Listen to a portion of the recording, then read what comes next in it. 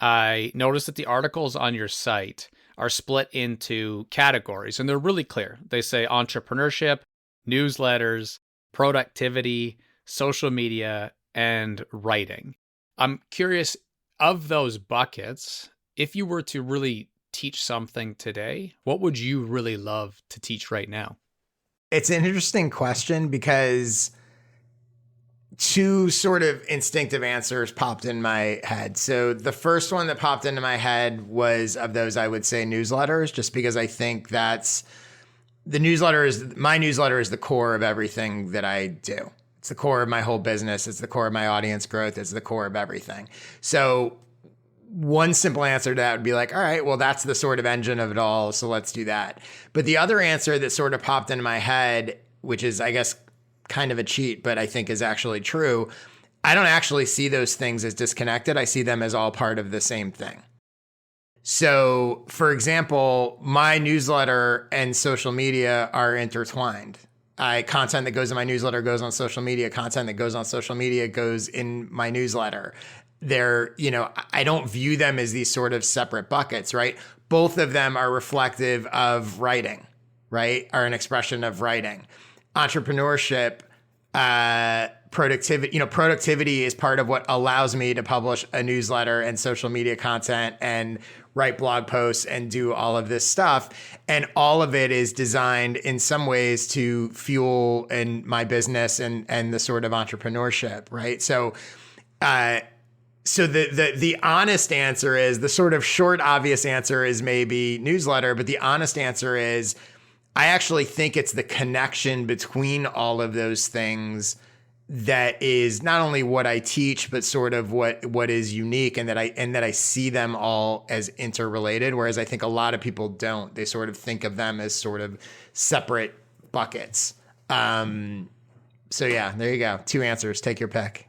I always love when people answer with intuitive answers, because it just tells me that this is going to be a great episode, kind of following the flow of where things go. And as you were sharing that, I just came back from visiting my dad in hospital, about 4-hour trip from here, because he had a liver transplant.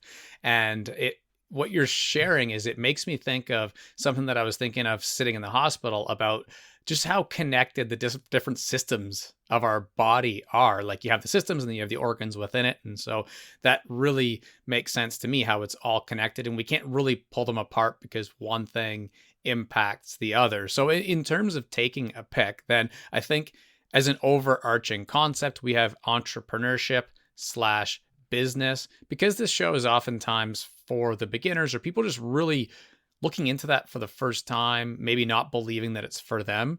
I'd love to just start with some definitions. Like, do you see business and entrepreneurship the same? How do you define what you mean by entrepreneurship when you talk about that element? Sure. So, I think that I don't think business and entrepreneurship are necessarily the same thing. I think entrepreneurship, to me, there's an obvious answer, which, like, entrepreneurship is you own the business versus you work for the business or in the business. But I actually think that you can be an entrepreneur. I actually think it's a mindset and it's an approach that doesn't necessarily mean you own that. You could be an employee and still be entrepreneurial, maybe is a different sort of spin on it.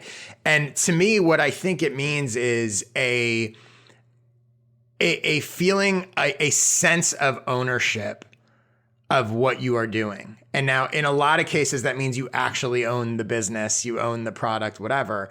But it can also mean that you work for a company, but you have ownership of a certain set of responsibilities or projects within that company, right? And you approach it with that mindset that you don't view your job as just someone tells you what to do and you check the box of what they told you to do, right? That you feel ownership and that you feel that it is up to you to figure out that someone might give you a goal, right? Your job is to sell more of these widgets. But within that, it's up to you to figure out how to do that. And I think that's a big difference between that is entrepreneurial, whereas a non-entrepreneurial employee might be like, okay, my job is to sell widgets. Now tell me how you want me to sell widgets, right? Where they sort of abandon that ownership, that agency. And in some cases, it's because they don't feel like they can take ownership of it, which in some cases might be true. In a lot of cases is not. People have more control over how they do their job than they realize. And, you know, but in other cases, in a lot of cases, they don't want that responsibility, right? They don't really want to be entrepreneurial because they're scared, because they lack confidence, because they're afraid that if they swing and miss, they're going to get blamed. And so I think, you know, being entrepreneurial, setting aside sort of just owning your own business, that to me is what kind of entrepreneurship is about. It's wanting to take on that responsibility, wanting to take on that ownership, even if you're not technically the owner. And I'm a huge proponent in that. Again, I had a 20-year career before I went out on my own. So I had 9-to-5 jobs. I worked for big companies. I worked for small companies. You know, I worked for the Oscars for almost a decade. So, you know, I've had a lot of positions, and I've always within those positions been or sought to be pretty entrepreneurial, right? Tell me what you want. Tell me what our goal is. Tell me what you want to have accomplished, and let me go try to figure out how to do that. And that's a mindset that I've had, again, as an employee and then also out on my own. And I think that's the people that I attract and help and serve. They want that, right? They don't want to just sort of punt on all that, both responsibility, but also opportunity, right? They don't just want someone tell me what to do and I'll do it, and maybe it'll work and maybe it won't. And if it does work, well, you get the credit. And if it doesn't work, I don't get the blame. You know, it's like they're willing to sort of, you know, there's an inherent risk taking to it to a certain degree. And so, yeah, I think that to me is what it means. I think the risk reward piece is probably something that exists when you're being entrepreneurial. And I'm excited to ask about your transition from your 9-to-5. But before I do, I have kind of a silly one for you. What the heck is a widget? I don't even know what a widget is, but it's just a sort of a generic. I always say it feels very like Bugs Bunny Roadrunner cartoon, whatever. But like, it's always my generic when I'm sort of talking about a business that kind of just makes some random product. I always just use widget, right? Instead of like, you know, whatever, plumbing pipes or whatever it is, like whatever. It's just a good sort of catch-all product. Purposefully vague, I guess. Yeah, and I'm asking that like slightly rhetorically, knowing what the overall concept probably means and what the Google definition would be. But I actually tweeted that somewhat recently because I see that term pop up in business books all the time, and I've never once seen it elaborated on. And I'm like, you know, because what I remember, I think originally like a widget was like a little ball, basically almost like a plastic ball bearing, and then it just like took on a life of its own. And then I see people tweet that like you know, putting someone on building this widget. So I was like, is that something that's a technical term on websites I don't know about or whatever? So at least we're on the same page. Yeah, exactly. I know for me, one of the reasons why I use it is because I think, you know, and this is a bigger thing for me, obviously, as a writer and in general, like I'm hyper focused on word choice in general. And I think a lot of people way underestimate every word you use in everything is a choice. And it conveys a lot more than people realize, right? So for example, and I talk about this all the time, like when I'm reviewing people's copy or messaging or whatever, you know, if you say, you know, if you use the example of like, okay, I'm going to call this group of people business women versus entrepreneurs, that means something different, right? Like those are a choice. And a lot of times I'll see people will use the word people, right? So they're like, my newsletter helps people do blah, blah, blah. And the first thing I'll say to them is like, people's a red flag word. So what would you replace people with? Would you replace it with fathers or men or executives or employees or whatever, depending on whatever your niche is? But every single one of those words or choices conveys something different, right? And so it's really important. So to me, like just in that, even though I do it sort of intuitively, like the reason I use the word widget in that context is because if I choose something else that is less vague, that is more specific, it throws people. So like, let's say I said like, oh, okay, if I referenced like a business that was selling, plumbing pipes, there's a certain degree of people that immediately tune out everything else I said, even though I'm just using as an example. But in their mind, they go, plumbing pipes is a certain type of business. I would never have that type of business. That's not it distracts from the point. Right. So using this term widgets that sort like in this scenario, I don't actually want to be specific because I don't want to distract from the point that I'm making. So that in that scenario, the fact that sort of widgets is a thing that's just a completely generic whatever, they get it. Like, they know enough about it without it sort of distracting them from the main point. Yeah, I love it. It's almost like a sliding continuum. One of my struggles as a podcaster is like trying to stay in the moment and be a very good listener. I say problems, but I think I'm pretty good at it. I've had a lot of practice. But as you were saying that, it's like I'm trying not to reflect on and drift to make a connection. I'm like, okay, set that connection aside for a second. But I do have a good one. And that's that I've been writing a book recently, and I didn't think about it how you just shared. But a lot of times I was finding myself scratching out specific words to go a little more generic because I was like, people won't see themselves in this story. And whereas if I were creating a landing page for another company or something, I would want to be uber specific in terms of that. You shared the idea of niche. That's one of the main things that I've certainly learned from you. When I took notes from your niche navigator, I think it was called, I remember taking a lot of notes because that was the first time that it was described in a way that I appreciated. Now, I haven't gone back and reviewed my notes, but for those listening to this, I think a lot of people get scared off by that. I know that I have a lot of empathy for the people that get stuck between, am I creating a personal brand that's broad versus am I selling something specific? And that was a pain point of mine, probably unsurprising to you, for many years. So maybe let's talk about that part of trying to build a business, become an entrepreneur. It's such a huge word. We could probably spend the rest of the episode talking about it, but what are some thoughts that you have when it comes to that idea of being broad versus specific? Sure. So I think that, again, it always depends what you're trying to do, but in general, specific is almost always better than broad. It certainly makes things easier. And so the way I talk about content and business and everything is that the first thing you need to figure out is what is the specific value you want to provide and who is the specific audience that you want to provide it to. The more specific, the more clear you are on both of those things. And by the way, most people are not all that clear on it and not all that specific. And then they run into all sorts. What they don't realize is they make everything else becomes harder. The more specific you are about the value you want to provide and who you want to provide it to, everything else becomes easier, right?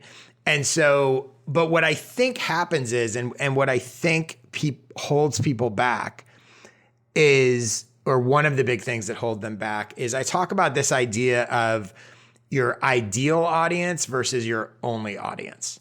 So people are hesitant to niche down and get more specific because they go, but I like to do this thing and that thing and talk about that thing and this other thing and whatever. And I can help this person and that person and that person. I like helping all those people.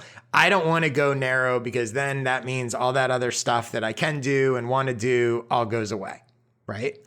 And that is the biggest reason why people are hesitant to niche, and it's completely understandable. But I think this one concept, and when I have that conversation with people, I say to them like, okay, I'm not saying you can't talk about that stuff, help those people, offer that service, do that thing. That's not my point. My question is, I'm not talking about only audience, only product, only content, only thing you talk about. I'm talking about ideal. when I'm talking about niche, I'm talking about who's the ideal person you want to serve. What's the ideal thing you want to talk about? What's the ideal way you want to serve them? And because it's easier for people to answer that. Not always, right? But if I said, okay, let's say someone had a consulting business, right? And they're working with this type of client and that type, 5 different types of clients. And I said, okay, if I could get you 5 more clients that were like any one of those 5 that you already have, but you had to pick one, which would you pick? And usually they'll pick the one that either they most like to work with, most like to serve, or can best serve, right? They're able to answer that. So to me, niches, now let's just make all your messaging and positioning to attract your ideal person, your ideal client, and to offer the product or service or content or whatever you want that's your ideal, right? Because what will happen is they're not going to be the only ones that you attract, and they're not going to be the only ones that you serve, and they're not the only ones you can work with. But if you don't optimize for ideal, you get this watered down vague thing and you wind up getting nothing, right? If you optimize for ideal, you get more of what you really want, and you'll still get other stuff as well. And I think when I have that conversation with people, it usually removes, like I said, the big hesitancy they have is they're like, but I don't want to not do all this other stuff. And once they realize, like, it's not about not doing that stuff. It's about making sure you're aiming for what you want the most of. And I have this exercise that I have people go through that I think they find really helpful and eye-opening. And basically I ask them this question, because sometimes they're not sure, right? They're not sure who their ideal is or what they want. And I say, okay, let's pretend that whatever you have, let's say you're pitching a product or you have a piece of content or your podcast or whatever. If I could get you 100 people to check out your thing who have never heard of you before, who don't know you and are not famous, who do you want in that room? Right? So we can do it right now if you want, just as an exercise, if you're up for it. Like, we'll do it with your podcast, right? So if I said to you, I can get 100 people who have no idea who you are, have never heard this show, whatever, 100 people to listen to it, who would you want those 100 people to be? This is going to get very interesting and may provide some tremendous real time back and forth, because I mean, I think you already know that I've already like almost overthought this. So I'm excited to do the exercise and I will play full out with you. I do have one question quickly though, because I know, and with transparency to listeners, like I am a client and a customer of yours. But I don't even know, which is why I think you do this game really well for yourself, or at least you've learned how to. Who is your ideal customer though? So it's evolved over the years. And I think that's the other thing that people don't realize is they hesitate to embrace a niche because they think they're stuck. They think it's a lifetime decision, and it's not. Even if you pick the perfect niche for you and it's great and you love it and excited, it's going to evolve. No matter, it will always evolve and will always change, even if you get it quote unquote right? Because you're going to change and we're interested. Everything's always evolving, right? So that's another thing that people need to get over. Like when you realize, like, I'm not committing to, I could 6 months from now go, you know what? I'm switching my niche. Like, this is the wrong direction, right? So that I think also frees people up because they feel like they put all this pressure on this decision that, like, oh my God, like, I'm committing the rest of my life to this. So for me right now, I am really focused on helping businesses that want to get more clients from their content, right? So that typically tends to be, again, this is ideal, but not only, tends to be small business types that are already up and running. They have a product, they have a service, they have clients. They're not just starting out from scratch. They're already publishing content somewhere, social media, newsletter, podcast, whatever, right? I'm not in the business of convincing people to publish content. I'm not in the business of trying to help them figure out who they want to work with and that kind of thing. That said, I get lots of people that are like, I'm about to start a newsletter. Again, it's not only, but this is ideal, right? So the 3 questions I ask someone now when they approach me about potentially working with me is I say, what do you sell? Who is your ideal client? And where do you currently publish content? And so the answers to those questions, if they're able to very clearly and easily go, this is what I sell, I have X, Y, and Z product or service or whatever. My ideal client is this person, and I publish content on LinkedIn and a newsletter. They're probably a good, and they want to get more clients from their content. Like they're a good fit. But there's lots of people I work with that struggle with one or more of those questions. They're just starting out. They're not 100% sure.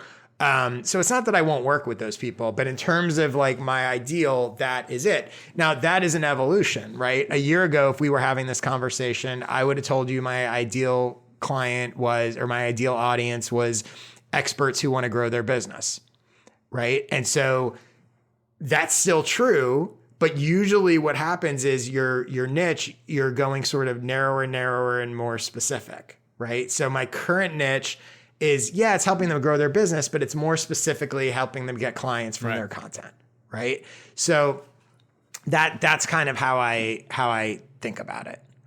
Couldn't have went better in terms of a real life example, because I kind of was curious exactly, and you almost read my mind about where it was a year ago versus now, because it was, probably just over a year ago where I really started to appreciate your content, find myself in your sort of creator funnel, and then really think that there are ways that you can help me with, growing my business as an expert, right? At that point. And the fact that that is the case shows like a perfect example of that idea of being able to still attract some customers and work with some people beyond the ideal. So, and by the way, just I should also add to that. So I made that shift over the past few months, and it's a subtle shift. And I think, again, this is the other thing, like it's an evolution, right? It's not like I threw everything out and said, bye-bye audience. Like, it's an evolution of what I'm doing.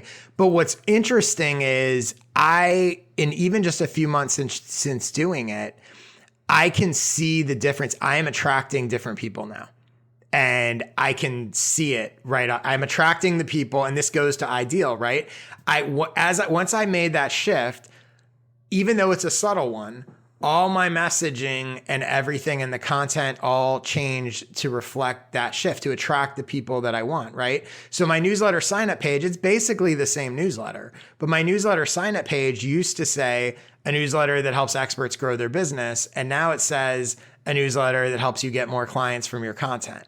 And what happens? The people that are signing up for it are people that want clients from their content, are people that match the new description versus people that matched the old description. And so that's the other thing. I think once I've done this for a long time, and with, both for myself and with a lot of different people, but you start to see that like those little decisions, and when you tailor and you have a sort of specific target you're aiming at, well, what do you know? You start getting those people. Right. And so I'm getting people that have more established businesses, right? I'm getting people that are more clear in exactly what they want, as opposed to before I was still getting some of that, but I was more likely the person who's like, I have some expertise and I want to figure out how to turn this into a business and I don't know where to start, which is fine. And I still get some of that, but I was getting more of that then. Whereas now I'm getting more of the people that are like, I've already built a business with this, and now I'm trying to figure out how to take it to the next level. And so that can't happen until you sort of figure out who you're aiming for, right?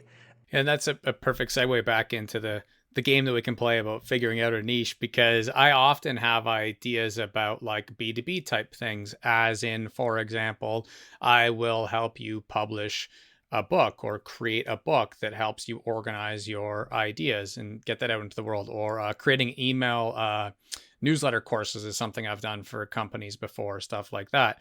But then on the B2C side of things is where I find more of my personal purpose and motivation. So to the question about if you had the 100 people, I really want to help educate, inspire, and motivate youth. So let's say late high school, early college age, who really aren't sure about what they want to do with their lives, learn from experts about how they can build their own personal brands, build their own businesses, And to your point earlier, that may be a full-time gig, it may be a side hustle, or it may be even within a career, but figuring out the skills required to be more entrepreneurial.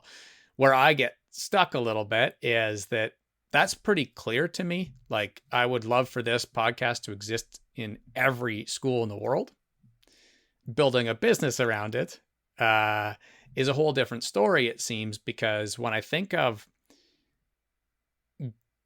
let's say, coaching or creating a consulting practice, I think that people who are much older, demographically speaking, with similar psychographics to where I was 5 years ago, like I might want to do something for myself, are probably the people who would be more ideal paying clients. Well, it's interesting. Like you said a bunch of stuff there. And this is the other thing I should point out is that there is no right or wrong to any of this, and there is no one path. Because I think that's the other thing that paralyzes people, right? So you start talking about, especially when it comes to niche, whatever, they go, well, I want to do this, but this seems like it's, business wise, this seems like a stronger idea, whatever. And what happens is they're looking for sort of the one right path, right? And I think when you take a step back and understand that, like, you can succeed with any path, with any audience, with any niche, with anything, right? So the goal is to pick the one you want to go down and then focus on how to make that right, as opposed to looking for the quote unquote right path, right? So even in what you're saying, which is understandable, and I'm not saying not to think about that, but you're saying a version of like, well, this is what I really want to do, but I don't really see it, like, I don't see yet an obvious way that that's a business. The obvious business is over here. So I guess maybe I'll go that route, but I really want to go this route. And you wind up in between and doing nothing and sort of broad and confused, right? Versus, and I'm not saying that you necessarily should do this, but versus going, this is where I want to go. Forget all that other stuff. Maybe it's harder business-wise than the other one. But I'm going to focus on figuring out how to make this work, because that's where I want to go, right? Or going the other way and being like, you know what? They're kind of even. This seems like the better one. I'm going to go this way. Forget that other thing, right? Or I'm going to go this way and I'm going to build this business. And then the other thing, helping people, is going to be a sort of secondary result. It's not the sort of, the business is going to be the business. And then this is going to be a sort of secondary project or whatever, which is also fine, right? So, but it's the getting caught in between of, I sort of want to do this, but I sort of feel like I need to do this, and then it gets very convoluted. So the other thing is, like, so jumping to the sort of 100 people, like, what's interesting is I'll have this conversation. So let's play it out, right? So tell me, 100 people, we're going to introduce them to your podcast. Who are the 100 people? Yeah. So in that case, it's certainly, I guess I don't have time to list all 100, but the 100 type people, like to kind of use two examples. And I think I kind of said it, blended a little bit there, was, hey, I don't have great grades at the end of high school. I could probably get into some college programs. My guidance counselor, my parents, maybe a teacher, are kind of pushing me towards doing that, but it's really not what I want to do. I don't have the grades for it because my ADHD creative type brain isn't really set up for the system that I've been playing in this last 4 years. And I really think I could be an entrepreneur, but I just don't know how. I want to give it a year to give it a go, like a kind of gap year, but to try and figure out if I can build a business, a creator business. Okay. So here's what I would do. And this is sort of when I do this exercise with people, this is, it starts with that, right? So they give me just like you did, some sort of explanation of who they think they would want. Then I'll ask them sort of a series of questions to try to drill down on that. And the answers can be, so I'll give you a simple example, right? So I'd be like, okay, so let's say we have 100 people that fit your description. Do you want 100 men or 100 women, or it doesn't matter? So I'll give them this A, B, or it doesn't matter. And in your case, my guess, I could be wrong, but my guess is you'd go, it doesn't really matter, right? Men or women doesn't really matter. I don't know, but maybe it does. I agree with that. But what I would say is I think there's a benefit to having a mix throughout genders in that, Right. But you wouldn't want it. When I say doesn't matter, what I mean is you wouldn't be like, oh, because some people would go, you know what? I really want to, this is about men, right? Or this is about women. And I could see the reason why both. Yeah, why you could have an argument for being specific in that case for sure. Right. But yeah, I think in my case it wouldn't matter. Yeah. Right. So that, so we'd go through a whole series of questions, and some of them it won't matter. And some of them you'd be like, oh, you know what? Like, again, with the ideal context, right? Of like, oh, ideally it would be these people, right? Like, so, another question might be like, is it people that are in college, in community college, not in college, doesn't matter at all? Is it people that come from, is it people that live in cities or they live in the all the demographic stuff, right? Like just as brain exercises, then you can go into all of the psychographic stuff, right? Is it people who their challenge is they know they want this, but they don't know how to get it? Or is their challenge that they don't know what to do with their life? Right. And you don't have to answer these, but like it's those, you start thinking about all these things. And again, you go, ideal. I can pick 100 people that match whatever set of credentials that I want. Now, what's really interesting is, and I'm just, again, not saying like this is the direction you should go, but I'm just sort of riffing here. So like before you talked about, you're like, oh, your big dream or mission, whatever, would be like, you said something about like, it'd be amazing for it to be in every school. Right.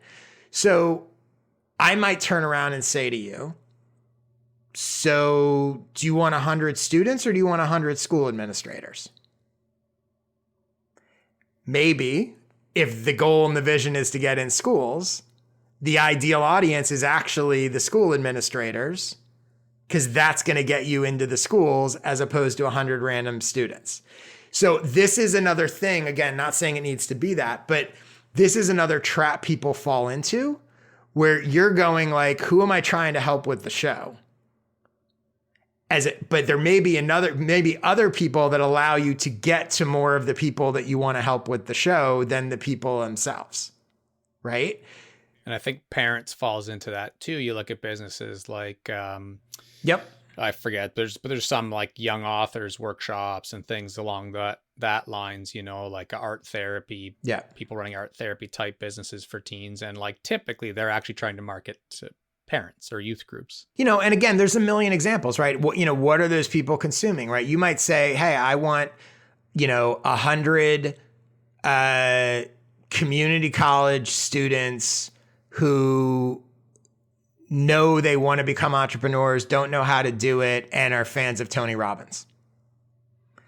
Like you can start to get more and more specific in terms of like, this is the person, and it's really just an exercise. It doesn't mean that you're only going to serve people who like Tony Robbins or fit those things, but it helps you sort of drill down on what you want.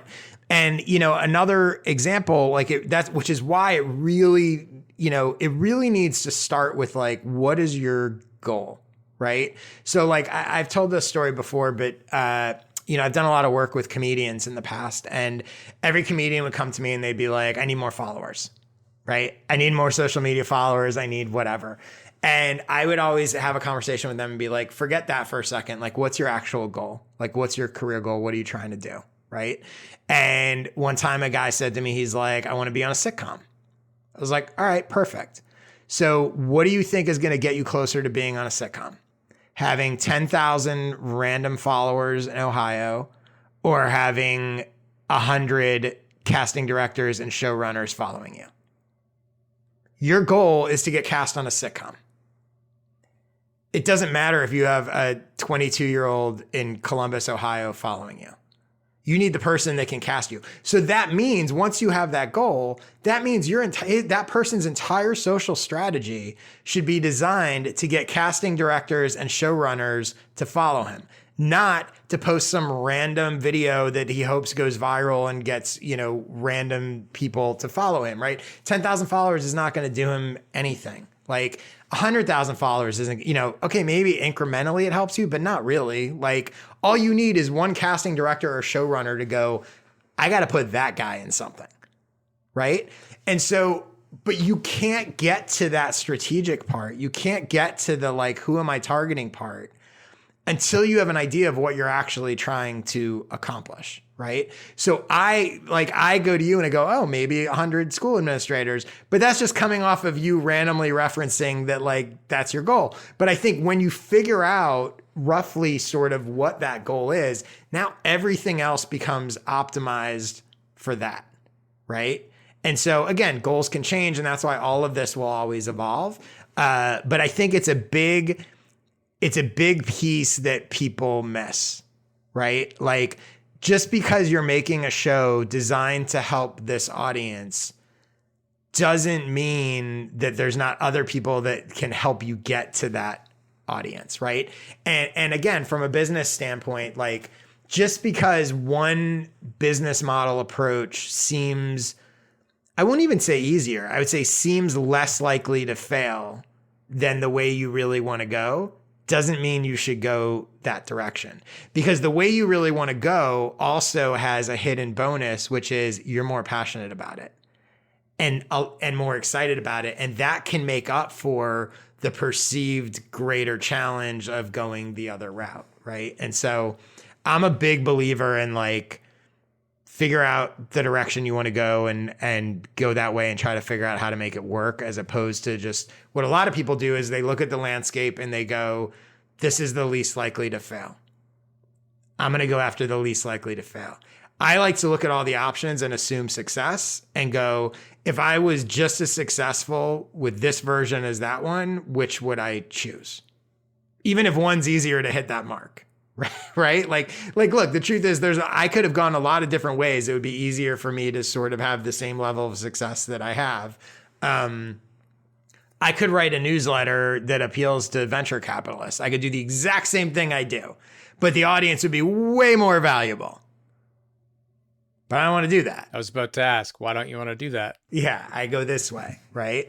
So, again, everyone can do whatever they want, but that's my recommendation, is sort of aim for the thing that you think you most want and figure out how to make it work. Because the truth is, businesses can be built around anything. It'll be a different kind of business, right?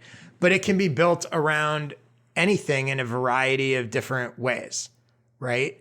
So, it's just figuring out, like, there's a lot of different ways. Like, if the podcast is the core of the business, there's a million different ways to succeed with the podcast. There's a million different models. They're not easy. Some might be easier than others. None of them are really going to be easy, right? But it's like, it can still be done. Not easy, but worth it. Yeah. When you said that there was a lot of other ways that you could have made business easier on yourself, or that there would be maybe more valuable consumers of a different newsletter, I was just literally took the words right out of my mouth. I was going to say, you could have wrote similar ideas to venture-backed news companies who have just raised seed money, or venture capitalists, and then you said it. I'm curious, why in your case do you choose this route for now? I think it's just where both my interests and my experience are. I've worked for big companies. I've worked for movie studios. I've worked for, the Hollywood Reporter. I've had a lot of different jobs. I've always liked the idea of working for myself. I've always liked, and I've always been a huge believer in using content to attract business. And I built my entire, like I said, at the beginning of this, where I talked about my newsletter is the engine of everything I do. That's a different way of saying my content is the engine of everything that I do. And so I'm good at it. I like doing it. I have a lot of beliefs about how to do that. I believe in sort of providing value through content. And, it's interesting. I've worked in PR, I've worked in marketing, I've worked in journalism, I've worked in social media. So like I've seen all the different angles of this. And all of that sort of feeds into my approach to content. And so, it's a combination of it's what I've done for myself. I know how to do it. I like doing it. I also think in a lot of cases, people aren't great at doing it. And they don't get results, but a lot of times they're not getting results because they're doing it wrong. So one of the things that I see a lot is, years ago, you had to convince people that social media even mattered, right? And that they should even, that those days are done, right? Now everyone's producing content, social media, newsletters, whatever, right? And they're putting a lot of time and effort and resources into it, but they're not actually getting business results. And they're very frustrated, right? And what I see is I use this analogy of like a wind-up toy banging against a wall, right? So the wind-up toy is all the time and effort and resource they're putting into creating content, and they're not going anywhere. And they're just like this over and over again. But the truth is they're not going anywhere because their content strategy is wrong. And my job is I come in and I turn them 45 degrees and say, no, do your content this way. And then they're off and running as long as they want, right? The strategy piece I have found is what most people get wrong, right? So they're like, oh, I post X number of times a day and I use these hashtags and I do blah, blah, blah, blah, blah, blah, blah. And it's like, that's not really content strategy, right? Or they model what they see big successful accounts or celebrities or influencers or whatever doing. And it's like, they're playing a totally different game than you are, right? Or they're chasing vanity metrics. I need more followers. Well, do you, or you need more clients? I need more news. I need, 10,000 newsletter subscribers. Do you? Because you can only work with 20 clients a year. So why do you need 10,000 newsletter subscribers? And those things, those strategic decisions, right? If you're using your newsletter with the goal of getting clients and you only really need or can work with 20 clients a year, your newsletter should be so narrow and so hyper specific. If you have 200 subscribers and 10% of them become clients, you're good. Stop creating a broad newsletter and going, but these people have 5,000 subscribers and I need more. No, you don't. That's not your goal, right? Like they're playing a totally different game. And by the way, that person that has all those subscribers or all those followers, you don't realize that they have an entire staff doing this. You don't realize that they're running ads. That, I saw someone say this the other day and it's true. The dirty secret of most huge newsletters is almost all their subscribers come from paid ads. But people don't know that and they look at it and they go, oh, like, Morning Brew is really popular. My newsletter is just as good. Why doesn't anyone want my newsletter? And it's like, well, are you spending millions of dollars marketing your newsletter? Probably not. Do you have an entire sales team going out and getting sponsors for it? Probably not. Totally different business than what you're doing.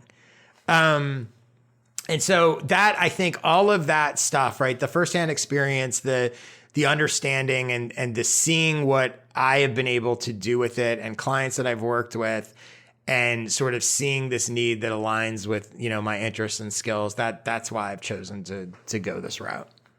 Well, it's an inspiring example, and I already knew, but it's like very clear that you have a lot of experience doing this because I think you strike a pretty good balance between being like not a yes person, but maybe being encouraging of the many ways that someone could accomplish business, because a lot of people who are earlier on as a business coach or consultant wouldn't necessarily agree with that or understand that because they haven't seen all the different possibilities versus providing some tough love, and like kind of meeting in the middle. I think you do a pretty good example of that.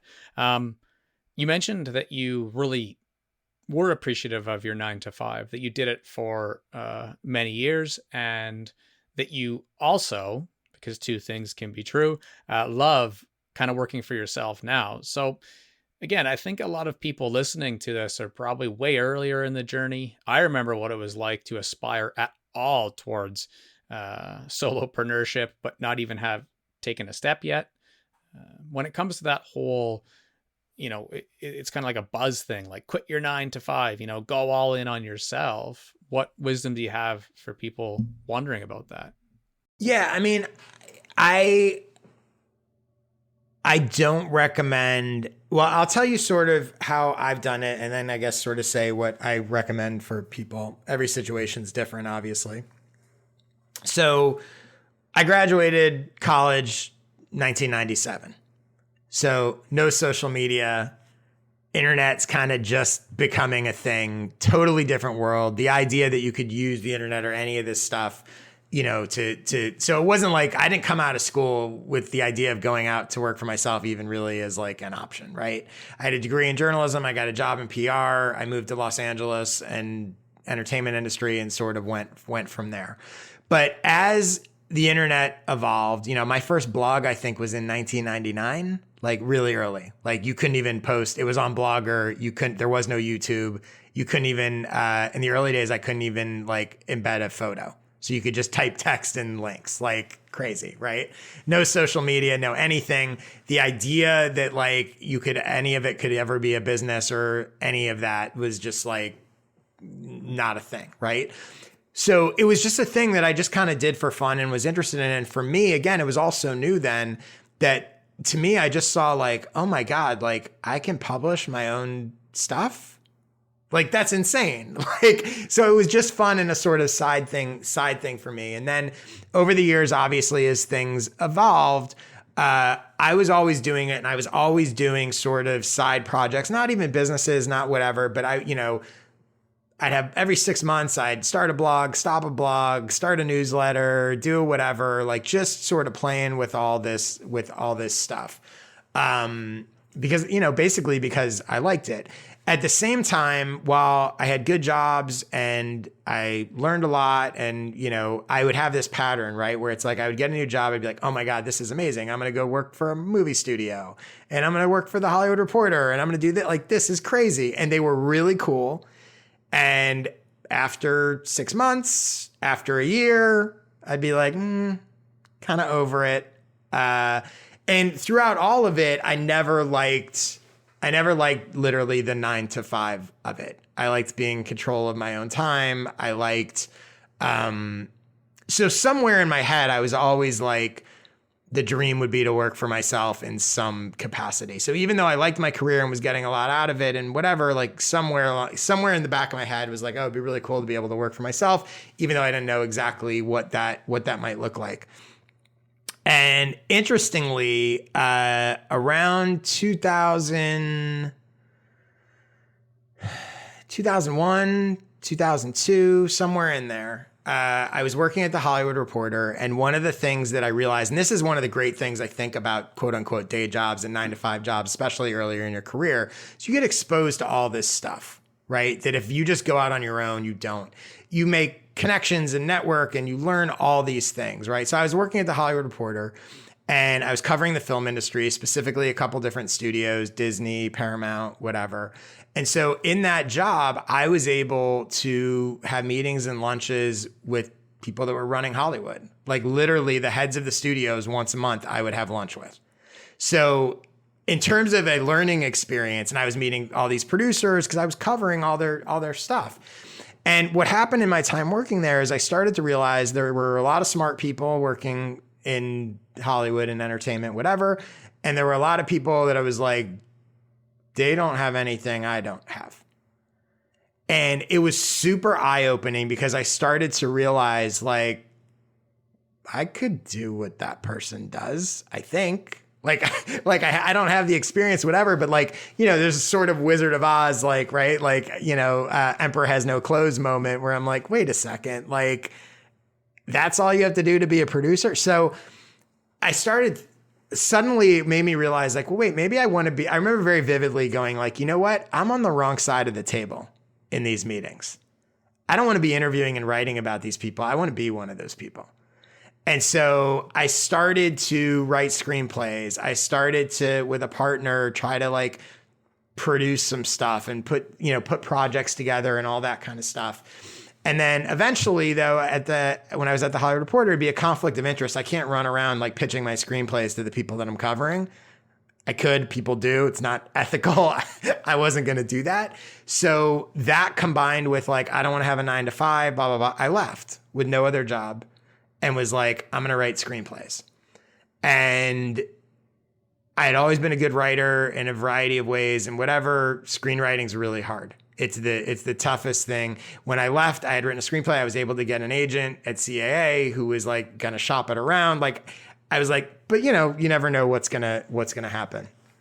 And so nothing really happened. You know, got some pitches, got some whatever, but obviously I did not have a screenwriting career that like took off. But the other thing that I realized when I went out on my own was it was always a struggle for me to get myself to sit down and write.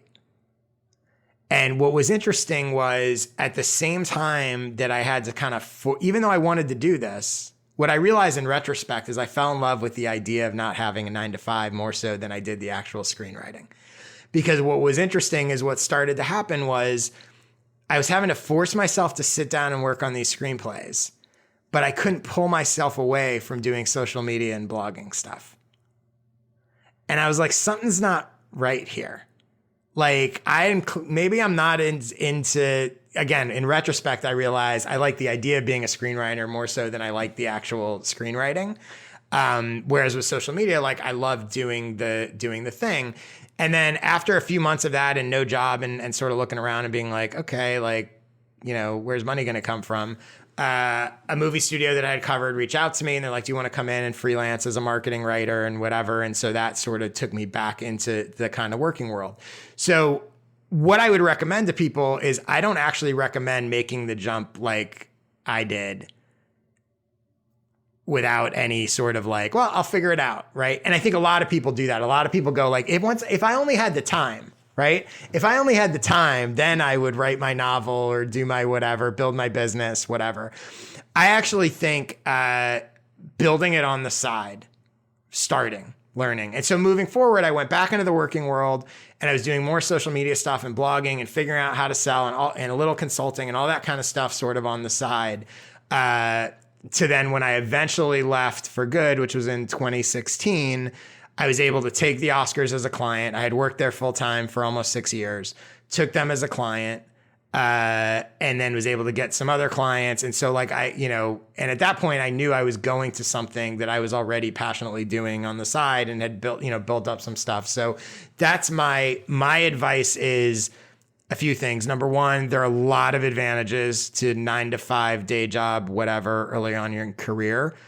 Money, stability, networking, relationships, all sorts of stuff. Start tinkering on the side, figuring out what you want to do.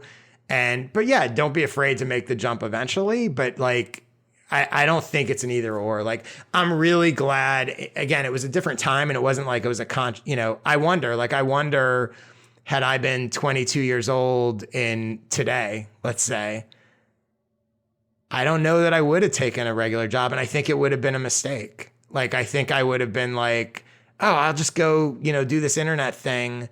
It's become the fact that I've had a 20-year career in all these quote unquote real jobs before going out on my own is a massive competitive advantage compared to other people who are doing similar things to me or trying to do them that did not have that. I think jobs and I say this as someone who literally all the time was like, I just do not want a day job. I want to go out on my own, but jobs get a bad rap. There's a lot of value early in your career in having them. I completely agree. And I feel like maybe about 5 years ago, when I started even thinking about going on this journey, and even in the first year thereafter, as I started to learn a lot of things, read business books, start looking up to creators like yourself and others and learn a lot about it, there was a period in time where I probably would have almost given advice to other people to burn the boats. And I also probably felt like I was one of those people that, if I just had 365 days connected, I could crush this thing. Mm-hmm. In hindsight, because I've been building on the side and I've had opportunities to take, let's say, a month to work full time, I recognize how difficult it can actually be and how much I think it would have negatively impacted my ability to be creative and kind of build things with a solid foundation and write from the first time instead of having to really go back or really have a lot of regret. For example, I've been working on a book, and the first time I took like a month straight to work on that, I was like, oh, this book will be finished. Yeah, no chance. It was like, it's a lot of work. And is it getting close? Yeah. Am I excited about that finish line? Yeah. But had I just quit work and been like, I'm going to become an author this year, I know I would have regretted it. So I certainly speak. Yeah, I mean, the other thing that people don't talk about enough or don't realize, especially if you're going down the sort of creator route, whatever, is if you don't either have a job or a source of income or money saved or whatever, right? It changes the decisions and the way you have to approach your new thing. So if you go out on your, so for example, right, I didn't have ads in my newsletter until, I don't know, 4 years into it. But if I had gone out, started my newsletter, no income, no money coming in, and suddenly you're like, I need to monetize everything. It forces you to do things in a way that are not in the best interest of your business long term, right? It forces you to, and I can see this, and I wasn't even in a situation where I necessarily needed to, but I can look back and like, there were clients I took on in the early days of going out on my own that I would never take on now, right? And work that I was doing that I didn't really want to do, but I was like, oh, I don't know if this is going to work yet. Like, so I better take what I can get. And I think that's another thing that people miss. Like, it changes the way you operate your business when you need from day one it to really be not only generating revenue, but generating significant revenue. And I think it really hurts people because it hurts how you're perceived. It hurts what you do. It hurts, like it changes, it impacts your decision making because you're no longer thinking about what's best long term for what you're building. You're thinking about what's going to get me money in my pocket that I need to pay rent this month or whatever it is. And people don't think about that, right? And those decisions impact everything, right? They sell a product or a service that maybe they're really not quite ready to deliver on. And maybe people buy it and then they go, this person doesn't really know what they're talking about. And they're never going to buy from you again, right? So there's these hidden costs that come up by decisions that are driven by financial pressure. And starting your business, your creator career, your whatever, with as little financial pressure as possible, really sets you up with the most opportunity to succeed over the long term. Yeah, making decisions less out of desperation and more out of desire and want as opposed to desperate needs, perhaps. Yeah. I know I shared offline before we started that this was one of the episodes that I had to research for the least because, you know, I've been a big fan of your work. I've been a customer as well, so I knew a lot about you. And one of the ways that I like to do things is just jot down overarching themes. You know, I learned that from Tim Ferriss. And, you know, I know with episodes like that as well, you know, we could do Joe Rogan and just sit there all day and take breaks and like talk forever. But, you know, in this case, we won't be able to do that. But before we go into the rapid fire questions, like I just wanted to mention some of the things I jotted down that maybe we didn't tackle too much anyways. But that was, you know, writing, networking and building relationships, productivity, podcasting in your case. And I think teaching as well as being multi-passionate, like all of those sort of headings are things that I think that you really bring to the table in terms of creative wisdom as well. Before we do the rapid fire questions, as I list those different topics, is there anything that like really jumps out that you would like to mention, at least on this edition of us working together? Sure. I mean, and I don't know if it popped in my head because I think it was one of the first one you said would be writing. And, you know, and I think, you know, I'm a writer. It's underlies everything that I've done, that I do. Again, that's why the newsletters, you know, I have a podcast, I put out some videos, but at the end of the day, like, you know, writing is sort of the key component of all my work. And I think that, and some of this is maybe my journalism background, but like to me, the whole point of writing is to be understood. And I think a lot of times people overlook that and they get caught up in writing to try to impress people, writing to try to convince people, to try to persuade people, to trick people, to whatever, right? All these things. But to me, it's very simple, right? Like my writing is very simple, very straightforward, very concise. And I'm always focused on the goal here is to have whatever message I'm trying to get across to have it be understood. And the best way to do that is usually this, to keep it as simple as possible, right? My favorite writing tip ever, because it works for every single person, every single time, no matter how good or bad a writer you are, is whenever you're done writing something, whether it's, a presentation, a proposal, a newsletter, a blog post, or whatever it is, right? You're done, you're about to hit publish, you're about to hit send, you're about to whatever, do a word count, and then force yourself to delete 10% or more of the words. Every single time, with every single person, in every single instance, it will always make whatever you've written stronger.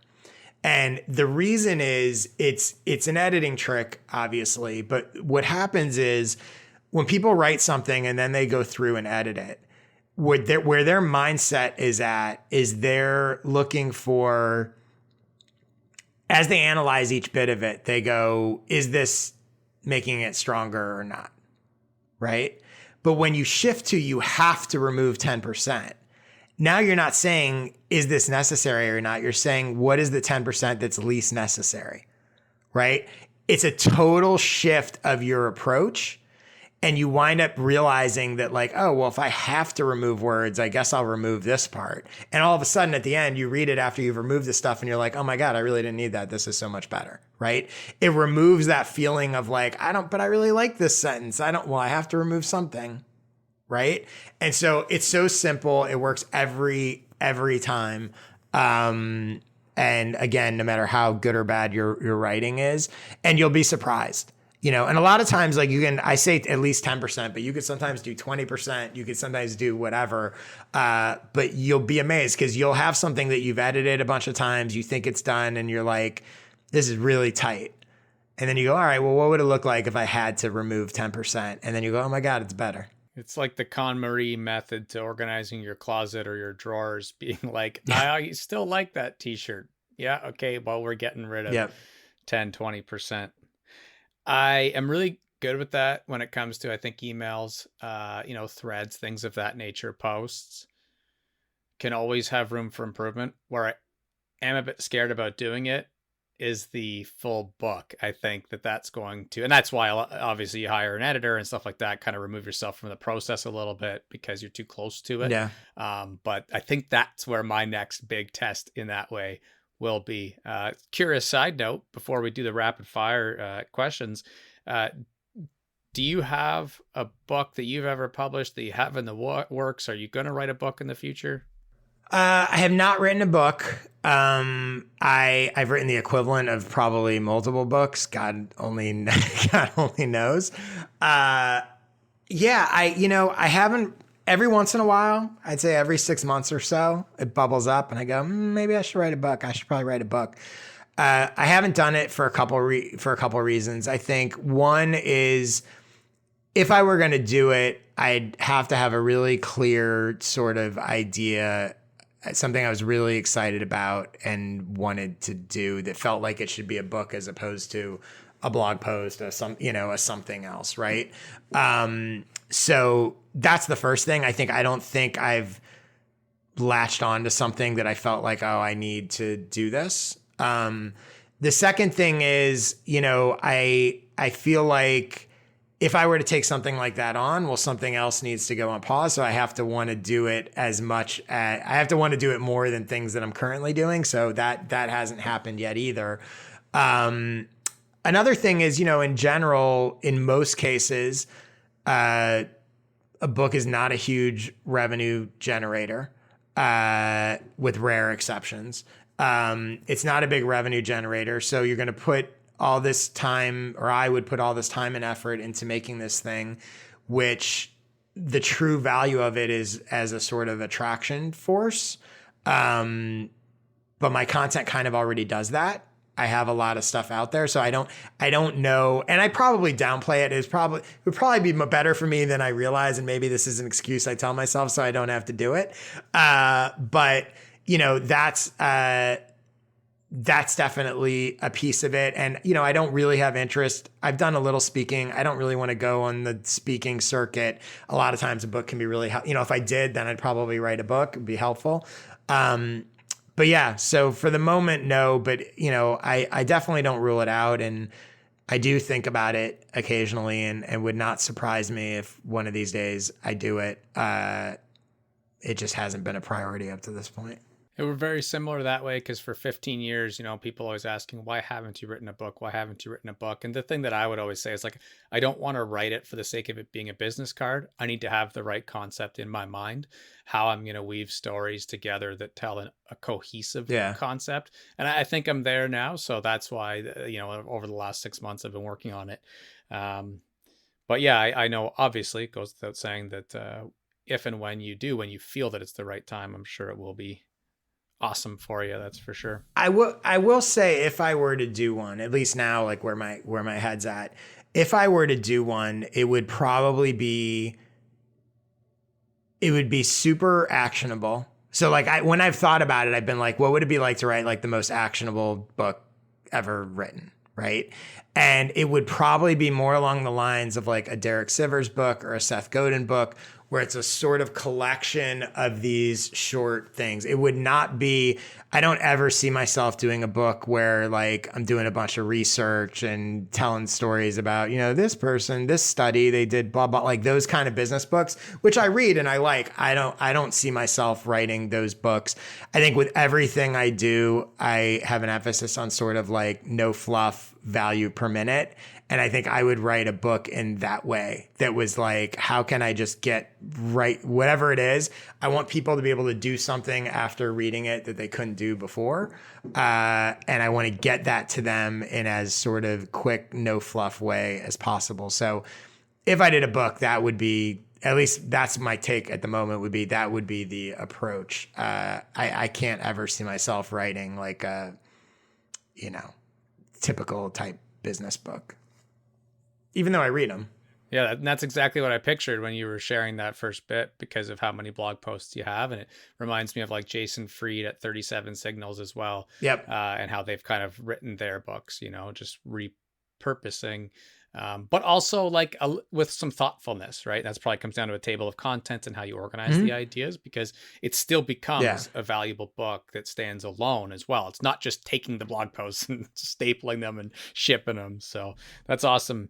Well, when it comes to the rapid fire ones, these are always fun because it kind of has a through line through all the episodes. And the first one is just one thing that you yourself could be off topic from this stuff, but something that you are acutely learning right now. I mean, it's weird to say it, but like I'm always, because I'm focused on how to help people get clients from content, I'm always learning how to do that better, both through other sources and through my own experimentation and doing things, right? So it's like, it's always on my mind, and I'm always experimenting. Oh, what happens if I do this? Or what happens if I do, package this way or mention this way? So that's a sort of constant thing for me that I'm focused on in a variety of different ways. That's powerful in itself. Like Simone Biles is still learning cartwheels and Steph Curry is still learning how to shoot. So yeah, that's a great message.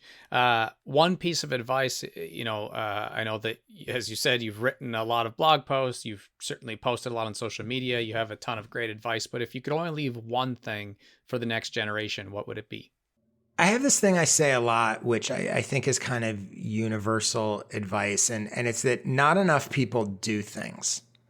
They think about doing things, they talk about doing things, they make excuses for not doing things, they say they're going to do things, but they don't actually do things. And I think no matter what you want to succeed at, accomplish, whatever, it has to come from doing, right? And like, you can only learn so much without doing. And so like, I'm a big believer in like, just start the thing. Right. I've had conversations with people who are like forever, like planning, figuring out how to launch their newsletter. And I'm like, just write an email and press publish. like you'll figure out the rest. And I do this all the time, right? Like I've had products that I sold that I vaguely know what it's going to be and I'll figure it out as I go. Right. So, but I think I'm someone that is, things don't always work out. Right. Sometimes I do things, I think I'm going to like them. I don't like them. Whatever. But I think being that kind of person that does stuff, I have found that a lot of times people that are frustrated, unhappy, struggling, all of that, they're not actually doing much, right? And I think just starting to do things, whatever it is that you're thinking about, go do it. A small version of it, start it, whatever. So that would probably be my advice. Like, do more things. I think that's why your skill sessions are so powerful, because they help people do that relatively quickly, And the last one is, if you were to ask me a question, you take the host mic for a sec, again, on these topics or otherwise. Like, what's a question that comes to mind for me? Let me see. I would say, well, here's a simple one that I like to ask people. What's the most surprising thing that you learned recently? One of the most surprising things I learned would have to be that no matter how prepared you are as a parent for when kids head into the preteen and teen years, that it's going to bring a lot of the cliche, challenging times with supporting them through that phase in their life. I think for me, that's probably the most surprising thing that I've learned as it kind of relates to life, to connect to our overall like conversation in business and creator world. I think this whole concept has also forced me to decide not to give up many more times than I expected, even though the first person interviewed on episode 1 mentioned that, like, one of the keys to being a successful creator will be that you don't have to always love every single minute of it. You have to keep going, and I think that's another thing that, I was on a train yesterday for 4 hours doing some reflecting and writing and really thinking about like how many actual times I thought about giving up and kept going. Did probably surprise me a little bit. It's a good question. Yeah. Good for you. Have you ever read the book The Dip by Seth Godin? What's interesting is either Ross Simmons or Tim Stoddard. I give them both a shout out. I did interviews with them last week. I can't remember which of the two, but they asked me that as well. And I was like, no, that's the one Seth Godin book I haven't read, I don't think. That's so funny. But I've read The Practice, and I think a lot of The Practice is recycling from The Dip. I've read The Icarus Deception. Yeah. Like, I can't name a Seth Godin book I haven't read other than The Dip. That's so funny. Yeah. It's a good short read, but it's about exactly what you were just talking about. And he brings up The Dip in The Practice and in Icarus Deception. And so that's why I'm able to say I know the concept without faking it. But I think I should just go get that whole book too, because it sounds like it's one that people reference a lot. So for sure, it's worth it. And then if people go to support your content, look into becoming a client themselves, where should they go? So fortheinterested.com/subscribe is my free newsletter. joshspector.com/clients is where they can learn more about how to work with me. It's awesome. Well, I know time is money, and every time I interview someone who understands business and entrepreneurship, I'm extra appreciative that you took the time to do this. Yeah, thanks for having me. I'm thrilled, and I appreciate you reading my stuff and buying my stuff and all that. So it's great to come on and have a conversation with you. That's awesome. Thank you. Yep. Thanks.